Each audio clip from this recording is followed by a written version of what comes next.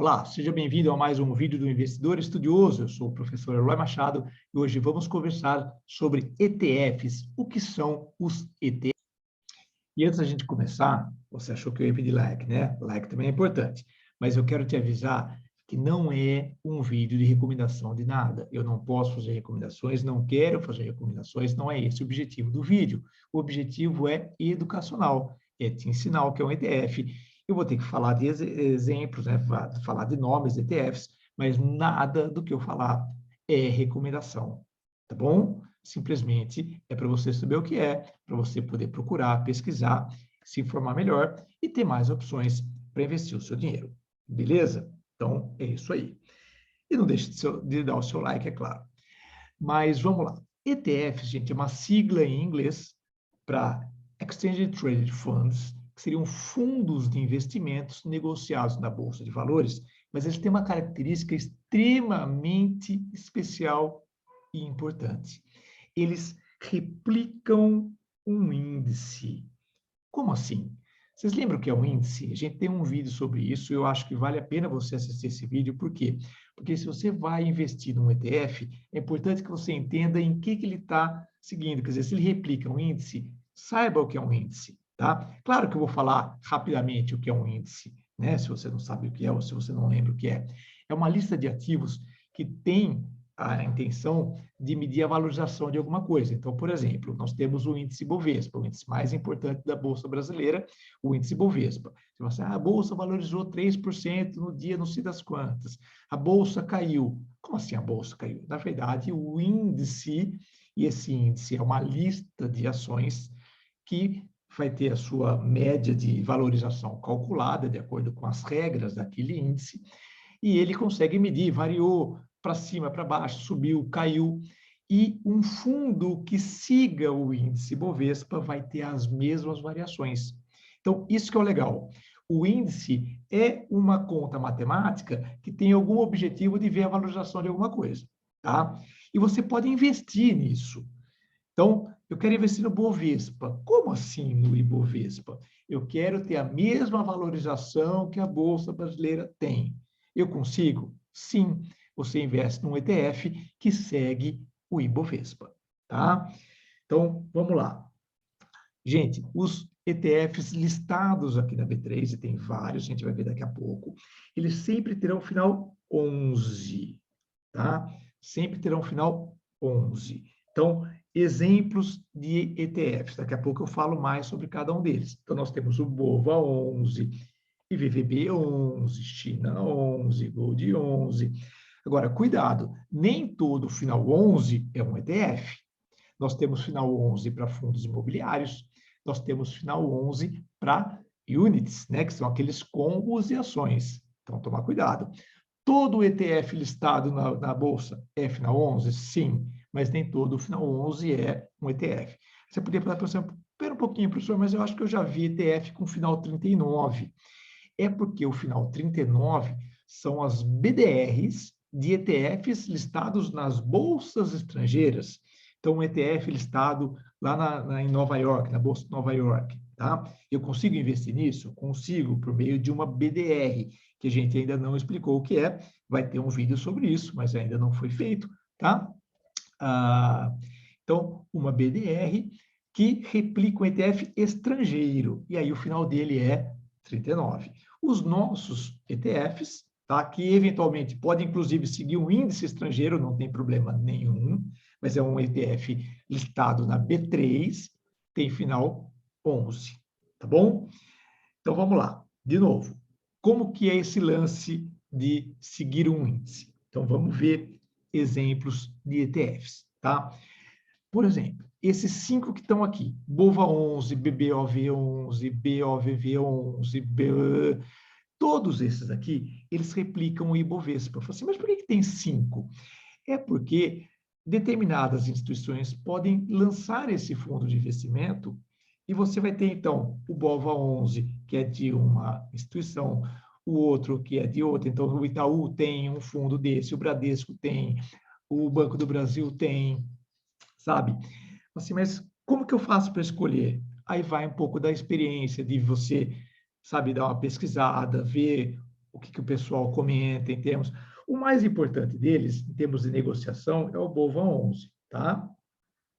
Ah, você está recomendando? Não, não estou recomendando. Eu nem sequer tenho BOVA11 na minha carteira, ok? Mas é o mais comum, ele tem, inclusive, opções lançadas. Então, o BOVA11 dos 5 é o mais, vamos dizer assim, popularzinho, tá? Não sei se é melhor nem pior. Uma coisa importante para você pesquisar, se você se interessou sobre isso, é o seguinte: como eles são fundos de investimento, eles têm taxas de administração.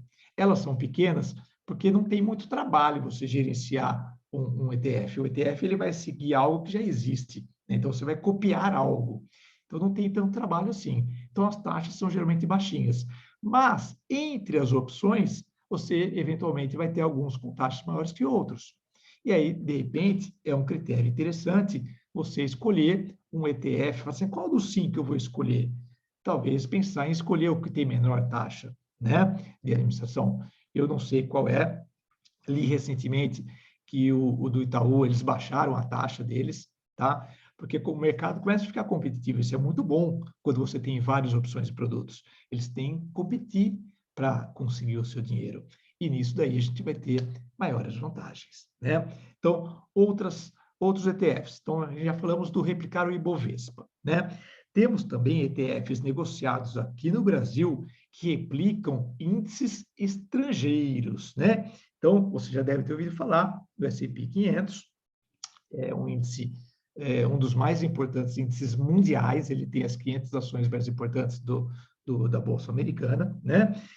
E aí você tem o IVVB11 e tem o SPX-I11, tá?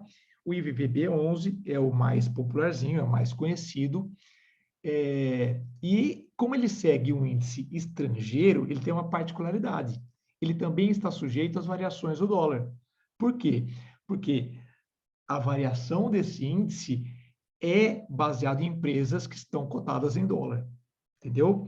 Então, é uma maneira indireta de você dolarizar a sua carteira. Por quê? Porque se o dólar subir, simplesmente o dólar subir, e as ações, né, o S&P 500 não se mexeu lá fora, ele continua estável. Sei lá, qual foi a variação do S&P 500 hoje? Zero. Mas o dólar subiu 2%. O que vai acontecer com a sua? Você vai ter uma variação de 2% também, tá? Então, o que acontece é que esses índices negociados aqui no Brasil, mas que seguem esses ETFs listados aqui no Brasil, que seguem índices estrangeiros, eles têm também a variação do dólar. E é, que nem eu falei, uma dolarização indireta da carteira. Tá bom? Outro exemplo, o Small 11, ele segue o índice das small caps da Bolsa de Valores. Então, se você viu o nosso vídeo sobre índice, você viu que além do índice Bovespa, a nossa bolsa tem mais um monte de índices, tá? Setoriais, de segmentos. Um deles, por exemplo, é o índice das small caps, com as empresas mais representativas que têm uma capitalização menorzinha. E aí nós temos como investir nesse grupo. Então, é uma diversificação muito interessante, se você gosta desse segmento, por exemplo, né? No caso desse índice, ele tem, lá no seu prospecto, ele vai seguir 95% do índice, ele é obrigado a seguir, e outros 5% ele é desobrigado, tá? Então, quando você vai investir num ETF, leia os detalhes do que ele faz, quais são as obrigações, qual é a taxa de administração, tudo isso é muito importante. O Hash 11, ele foi super famosinho há alguns meses ali, uns 40 dias, 50 dias, quando ele foi lançado. Por quê? Porque ele replica o índice Nasdaq das criptomoedas. Então, ele tem bitcoins, acho que 80 e poucos por cento da variação dele está baseada em bitcoins, né?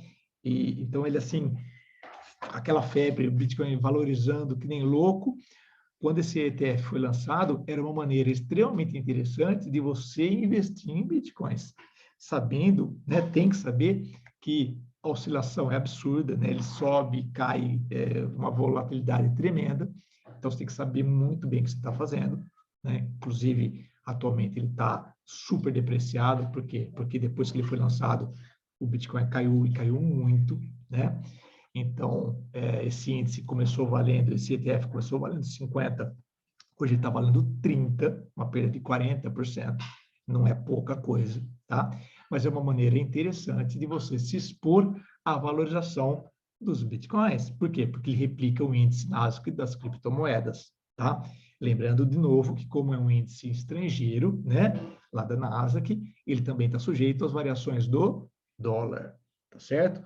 China 11, que ele segue também um índice que replica um índice estrangeiro que tem as 50 maiores empresas chinesas, tá?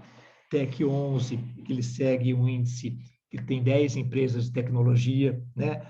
Além do Facebook, da Apple, do Netflix, Google, tem mais algumas outras lá, não lembro de cabeça agora, mas são maneiras super interessantes de você se expor a determinadas empresas que eventualmente a gente não teria condições de fazer.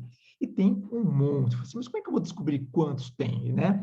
Então vamos lá, vou te dar a dica de como que a gente faz para pesquisar esses ETFs. Então vamos ver aqui, ó. Você vai no site da Bovespa. Você vai pesquisar no Google, tá? Você vai pesquisar no Google